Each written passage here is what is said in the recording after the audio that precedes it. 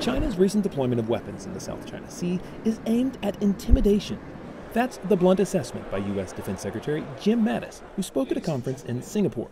Despite China's claims to the contrary, the placement of these weapon systems is tied directly to military use for the purposes of intimidation and coercion. A major focus of the annual Shangri-La dialogue here in Singapore is how to deal with a more assertive China. Beijing is beginning to project more of its power beyond its borders. Most notably, it's constructed and placed weapons on artificial islands in part of the South China Sea, also claimed by other nations. China's militarization of artificial features in the South China Sea includes the deployment of anti-ship missiles, surface-to-air missiles, electronic jammers, and more recently, the landing of bomber aircraft at Woody Island. The conference comes just ahead of a summit between the United States and North Korea. The meeting, once canceled, is now going ahead on June 12th. Our objective remains the complete, verifiable, and irreversible denuclearization of the Korean Peninsula.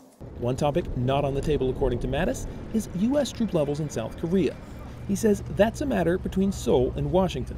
Mattis has refused to say whether he's optimistic about the North Korea talks. On Saturday, he said only that the hope of the world is on the negotiations. Bill Gallo, VOA News, Singapore.